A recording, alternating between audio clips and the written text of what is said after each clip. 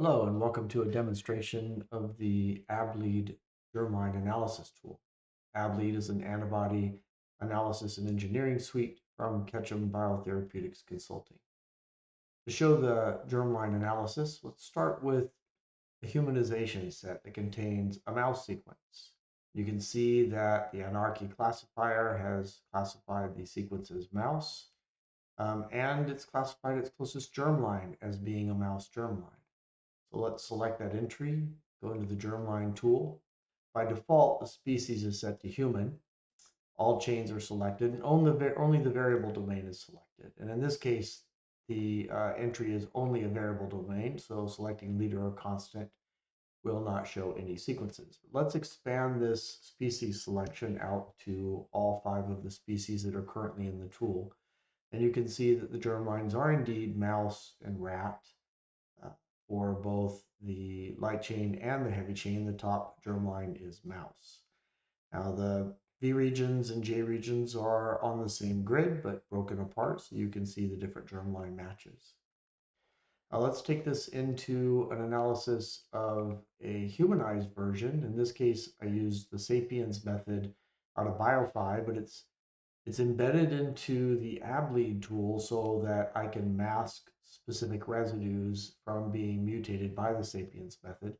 So the Sapiens method itself would mutate more residues than I did for this humanization. As a result, the classifier shows the sequence indeed as human, as it should be when it's humanized, but the closest germline is still the parental germline of mouse. So let's take a look at that inside of the germline tool. Notice I have FL here. It's to tell me that this is a full-length sequence. So I took the Sapiens version from the variable domain and used the AbLead assembler to build out full-length version with signal peptides. So if we come into the germline tool, again, the top species, or the only species selected by default is humans. We'll expand that out to all 5. And even though this is classified as human by the classifier, you can see that the top species are still mouse. I didn't mutate enough residues in the humanization to deviate from that classification. You will see that if there are constant domains, the tool classifies the allotype for the different chains, and this is shown here at top, and an explanation of the different allotypes is in the help documentation that you can get by clicking on the question mark. Now this has constant domains, so I could click on the leader sequence or the constant, and you can see that it classifies the leader as 139. The constant domains, you can get a classification across the light and heavy chain regions of the constant domains. If that helps you, or you can see deviations or what specific germline constant domains were used for building that antibody. Let's go back into just the variable domain because I want to expand out the number of hits. And you can see that you do get to a human light chain if you go down from 88% to 72.8% identity. And in the heavy chain, you do not find a human sequence at 20. If we did it to all, you'd eventually see a human sequence, of course, because you'd be seeing all of the germ lines. But we just didn't mutate enough residues using the Sapiens method in this humanization.